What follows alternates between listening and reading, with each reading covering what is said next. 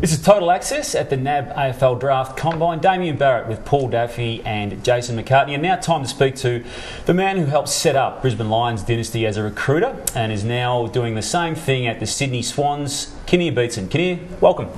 Thanks, Damien. Great to be here. You're obviously here for the Draft Combine, but the Swans, we just talked trade for a moment. The Swans are generally and traditionally traders in trade week. Is that what you think you'll be doing again this year? I don't think we'll be as active as last year. We don't have to turn the list over as much. I think last year we turned the list over by about 12 players. So we don't see that as happening, but we'll remain open-minded about looking at all the avenues you've got available to you to improve your list, whether that's through the draft or through the trade. But in short, we won't be as active as last year, no. Kinnear, how much do the small dimensions of the SCG influence your recruiting decisions? Probably not so much the ground, it's more the game style, I would think, Paul. I mean, the club has a lot of stoppages involved in their play. It's quite a tactical type of game style that Paul ran with and John will continue to with. So not so much the SCG dimensions itself. I mean, we have to be mindful of the fact that if we're going to play finals as well, I mean, they're going to beat the MCG. So you've got to have a side versatile enough to play. Okay. On all size grounds. So it doesn't come into our mind that much, to be honest. So Kinnear, you brought in some really good talent over the last couple of years, and a couple that haven't come on quite as quickly as would have expected. Patrick Premier and also Lewis Johnson. Where do they sit at the moment in their development? Yeah, Paddy had a really slow pre-season. He had some sort of groin adductor problem at the start of the year, and we thought that it was OP, but it wasn't, and that held him back. So it's been a bit of a frustrating year for Paddy. He only played the one game, of course, and it's about him getting his aerobic condition up to a stage to be able to play at AFL level.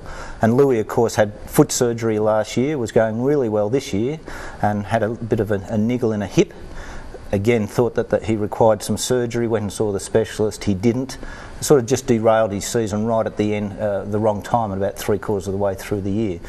Both young men are contracted for 2011, so we're still hopeful that they'll come through and be, dominant players for us. Excellent. It must be hard for a recruiter with the no access available on some of the guys that the Gold Coast have already taken, and even by extension the GWS. What are you making of this combine? Is there still some talent out there for the clubs like yourselves who don't get access to the prime picks? A couple of things, Damien. I mean, having been through difficult times with Brisbane in terms of winning the premiership and then priority picks, I mean, the worst situation I was ever in with Brisbane there was winning the premiership and 2 priority picks. Our first selection was 18 that year. We finished 5th this year and our first pick is 21. So that's like winning the premiership and there's 5 priority picks.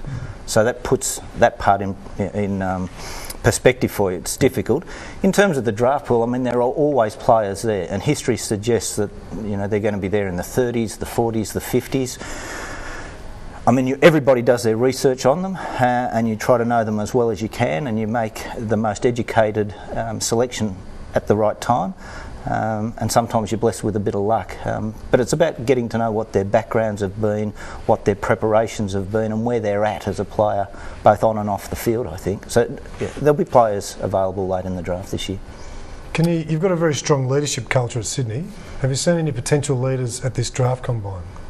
Paul, we're only midway through our interviews, but certainly, there's some very strong leaders amongst them. I mean, Mitch Wallace stands out, but we're anticipating that the Bulldogs will take him with whatever pick they're forced to take him with. I think Dyson Heppel shows some fairly strong leadership.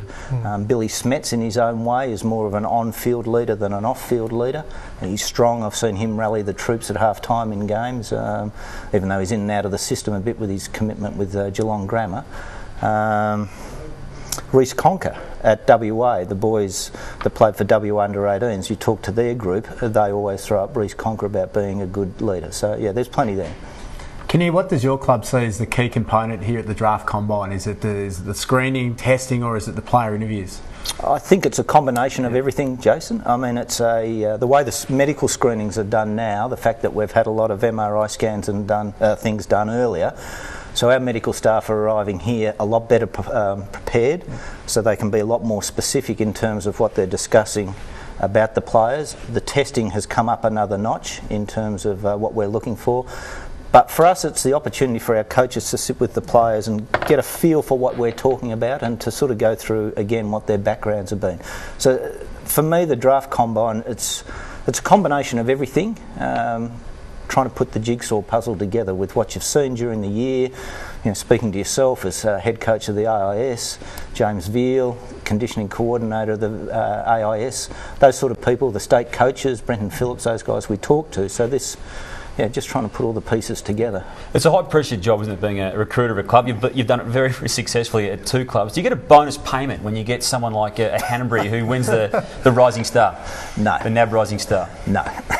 Well, you should. No. You should. No. Surely that should be written in. There's Brownlow clauses written into the players' contracts, and we can see Daniel Hanbury here, who just had an amazing season, didn't he? He had a really good year, Dan, considering he's had his shoulder operated on now.